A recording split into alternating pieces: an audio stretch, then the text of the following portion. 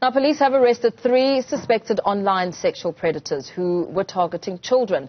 The men were arrested separately in Worcester, Kraaifontein and Mitchells Plain last week. All 3 have already appeared in various courts in the Western Cape. Now, this brings to 7 the number of people arrested for crimes relating to online predatory behaviour, with the other 4 nabbed in November. Those arrests were made in Gauteng and KwaZulu-Natal. Police are appealing to parents to monitor their children's devices and install software to help detect and block inappropriate content. Let's get some reaction in just a moment. These arrests form part of an international operation to trace manufacturers, users and distributors of child pornography. The first suspect, a 53-year-old man, was arrested last Wednesday. He has so far been found with 95,000 images and 6,000 videos of child pornography. The second suspect, a 40-year-old man, was arrested in Kraaifontein on Thursday. He was found with more than 149,000 pictures of child pornography. The third suspect, a 32-year-old man, was found to be chatting and luring underage girls on chat groups where nude pictures were exchanged.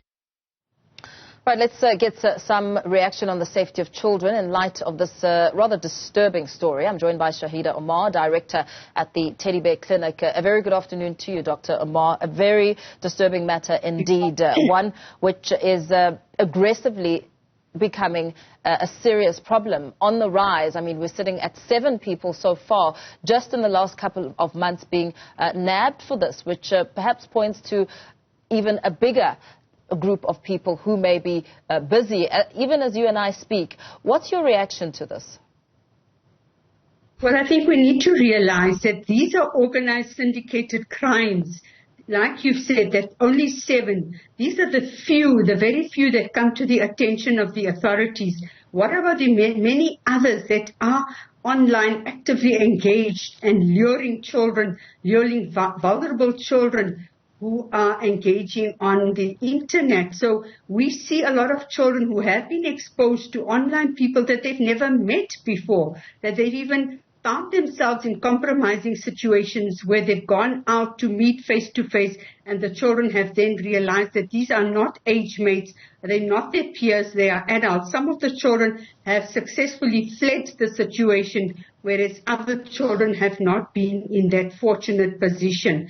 And if we just look at the risk factors, the contributory factors, we did a study last year, the latter part of the year, and 96% of the survey confirmed that children had easy access to the internet at home. 96% at home.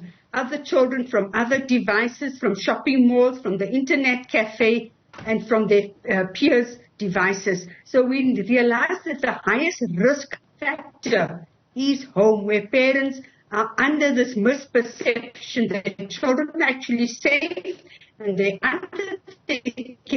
under their BDI and under supervision. But children are not, they do not entertain or engage people online that they do not know. And I think this is something that we need to make more aware or create more awareness around this, because there are rights and responsibilities. And parents need to be aware of this to ensure that their children are protected at all costs. Because a lot of the child trafficking, and if we see cyberbullying, and even some of the suicides have been as a result of this kind of engagement with people they don't know. And online predators are opportunistic predators waiting to lure children. In creating awareness lies a great deal of responsibility, Dr. Omar. How do parents become part of the solution in mitigating such, because their children fall victim to such predators? What do parents need to do? So I think we just need to be very clear that, yes, parents have a responsibility. Parents need to ensure that they are aware of whom their children are engaging with online, but also having, filtering software or having software installed to protect their children, but at the same time having certain rules and regulations of when they can have access to the internet. So I think the monitoring, evaluation, supervision is critical. But I think the responsibility doesn't lie only with parents. I was in a meeting last week with the International Society for Prevention of Child Abuse and Neglect, and something that has been implemented across the globe, or it's a growing or an emerging trend where service providers, technical agencies, etc., are becoming more involved in ensuring that children are protected. And I think that's what we need to review in this country as well. As far as legislation is concerned, it needs to be more stringent, and that we need to find ways of protecting children, that they do not have easy access to any online or harmful sexual content, or find themselves in risky situations where they are in a position not to protect or prevent anything from occurring to them.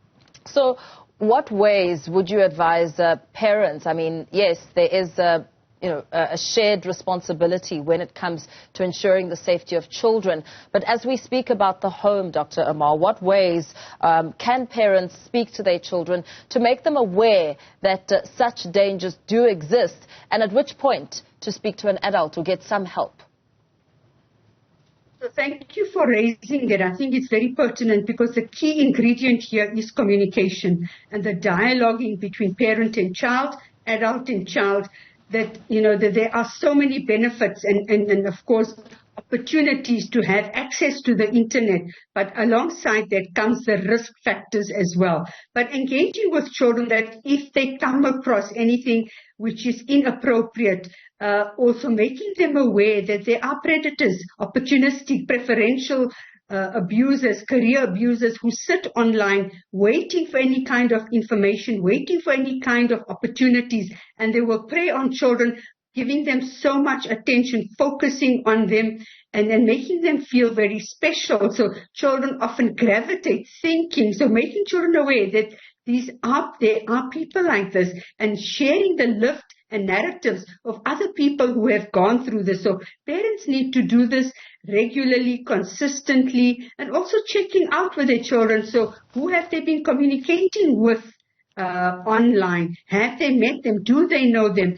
And how do they know them? I think these are things that needs to be done, consistently, frequently, and ensuring that children actually understand, because often children, take it lightly or think that parents are just being overprotective. But by sharing these experiences, they realize that this is a reality that they need to be protected from, and they need to be aware of and alerted to.